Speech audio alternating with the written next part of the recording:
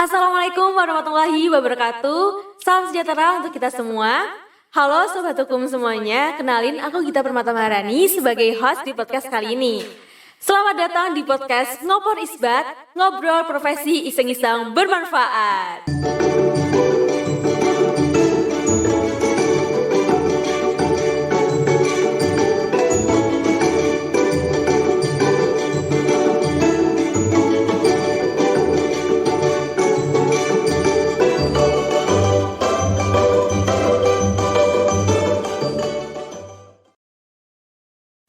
Oke, Sobat Hukum semuanya, pada kesempatan kali ini kita akan membahas terkait dengan profesi hukum. Nah, profesi hukum apa ini? Profesi ini adalah profesi yang nggak terlalu banyak diketahui oleh mahasiswa hukum gitu. Nah, profesi apa sih? Jadi profesi hakim yang akan kita bahas. Nah, pasti banyak yang bertanya-tanya kan, kenapa ya hakim nggak banyak diketahui padahal itu salah satu profesi yang banyak diminatin oleh mahasiswa hukum gitu. Nah, menariknya di sini nih Sobat Hukum. Jadi, profesi hakim yang akan dibahas adalah profesi hakim yang ada di Mahkamah Syariah. Nah, untuk itu, judul kali ini, di episode kali ini, kita akan membahas tentang jadi hakim di Mahkamah Syariah di Indonesia, bisa nggak ya? Oke, nah tentu saja pada kesempatan kali ini, aku nggak sendirian, aku nggak jomblo ya, aku ditemani oleh dua temanku dari Fakultas Hukum Universitas Indonesia, yaitu ada Kak Yunita dan juga Kak Elvina gitu. Nah, biar tambah afdol nih untuk Kak Yunita dan juga Kak Elvina, boleh memperkenalkan diri masing-masing dan menyapa juga Sobat Hukum yang ada di rumah. Halo Sobat Hukum, aku Yunita, FHUI 2019. Oke, halo Gita, halo Sobat Hukum di rumah, nama aku Elvina, aku juga FHUI 2019. Oke, udah afdol ya, jadi ada Kak Yunita dan juga Kak Elvina. Nah, sebelumnya nih, setelah kita perkenalan, langsung aja kita mau membahas tentang hakim di Mahkamah Syariah yang ada di Indonesia. Nah, untuk pertanyaan pertama nih, aku mau tanya dulu nih, kira-kira pengadilan agama gitu di Indonesia tuh seperti apa ya?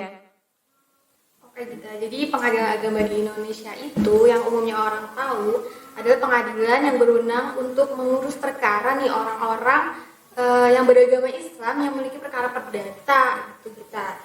Nah, di pengadilan agama itu sendiri ada 3 tahapan pengadilan gitu. Ini di pengadilan agama umum ya.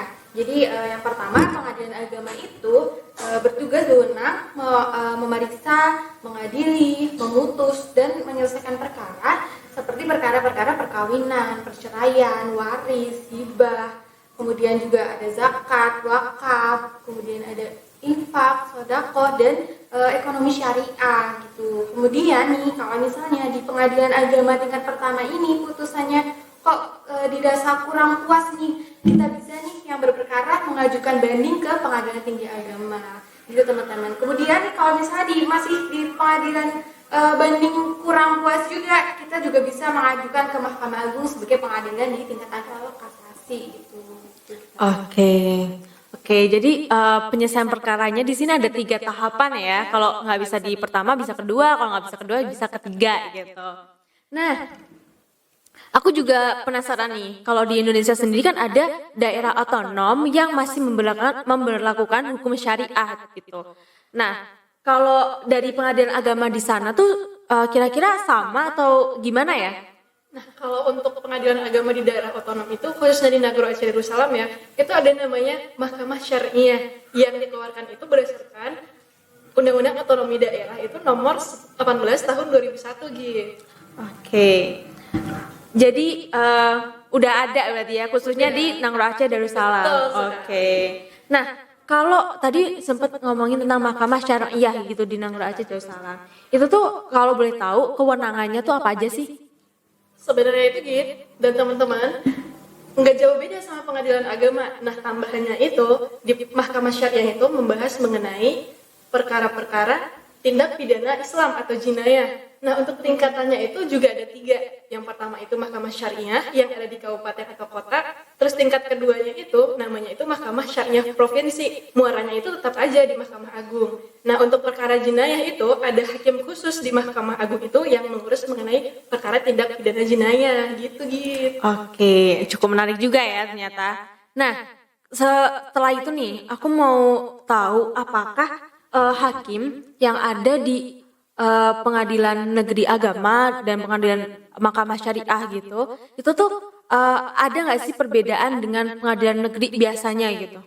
Jadi sebenarnya nggak jauh beda gitu. Kalau di pengadilan agama itu sendiri, syarat untuk menjadi hakimnya itu yang pertama yang pasti ini harus berwarga negara Indonesia, harus beragama Islam, harus sarjana syariah atau sarjana hukum Islam atau sarjana hukum yang menguasai hukum Islam gitu. Kemudian juga menjadi hakim di pengadilan agama itu harus lulus pendidikan hakim dan umurnya atau usianya itu minimal 25 tahun dan maksimal umurnya 40 tahun dan yang pasti tidak pernah dijatuhi hukuman pidana seperti pidana penjara gitu kita.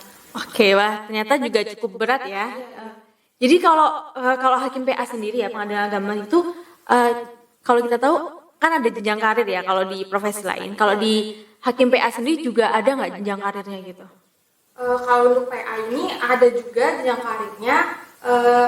Jadi hakim pengadilan agama itu bisa jadi ketua atau wakil ketua pengadilan agama setelah 7 tahun menjadi hakim pengadilan agama. Kemudian kalau di pengadilan tinggi agama, hakimnya minimal berusia 40 tahun dan harus punya syarat pengalaman sebagai ketua atau wakil ketua di pengadilan agama minimal 5 tahun atau sebagai hakim pernah menjadi hakim pengadilan agama selama 15 tahun gitu. Jadi harus ada syarat pengalamannya dulu. Oke, selanjutnya ke Kak Yunita nih. Kalau kita tahu kan syarat-syarat pengadilan agama ini kayak banyak lah yang udah tahu apalagi sobat hukum lah ya. Nah, kalau di Mahkamah Syariah sendiri nih, ada nggak sih syarat tertentu dalam pengangkatan hakimnya gitu? Tentunya ada, tapi nggak jauh beda nih sobat hukum dan kita sama pengadilan agama. Apa aja sih syaratnya? Syaratnya itu ada sebagai warga negara Indonesia tentunya. Terus yang beragama Islam, dia sarjana syariah atau alumni dayah. Alumni dayah itu setara kayak perguruan tinggi. Nah dia itu kalau enggak dia sarjana hukum tapi yang menguasai hukum Islam tentunya kan. Nah kualifikasi untuk umurnya itu minimal 25 tahun. Dia itu harus berwibawa, jujur, adil, dan berperilaku tidak tercela lagi. Gitu buat hukum. Oke. Nah, tadi di awal kita juga tanyain tentang jenjang karir di hakim pengadilan agama gitu. Nah, kalau di hakim mahkamah syariah sendiri ada nggak sih jenjang karirnya gitu? Tentu ada. Sebenarnya nggak jauh beda sama pengadilan agama. Nah, bedanya itu kalau untuk pengalaman untuk bisa jadi ketua atau wakil ketua di mahkamah syariah itu 10 tahun. Kalau pengadilan agama kan itu 7 tahun ya, itu bedanya. Terus untuk di pengadilan mahkamah syariah provinsi, dia itu kalau untuk bisa diangkat jadi hakim, kalau di pengadilan agama itu kan pengalaman sebagai hakimnya 15 tahun. Kalau di sini itu cuma 10 tahun. Itu bedanya gini. Oke, wah menarik ya. Ternyata pengadilan agama ataupun mahkamah syariah juga nggak begitu signifikan perbedaannya gitu. Nah, itu aja sekilas terkait dengan hakim mahkamah syariah yang ada di Nangro Aceh Darussalam. Terima kasih kepada Kak Yunita dan juga Kak Elvina yang udah mencari ilmunya terkait pemahaman ini gitu. Nah, jadi itu aja teman-teman semuanya untuk episode kali ini.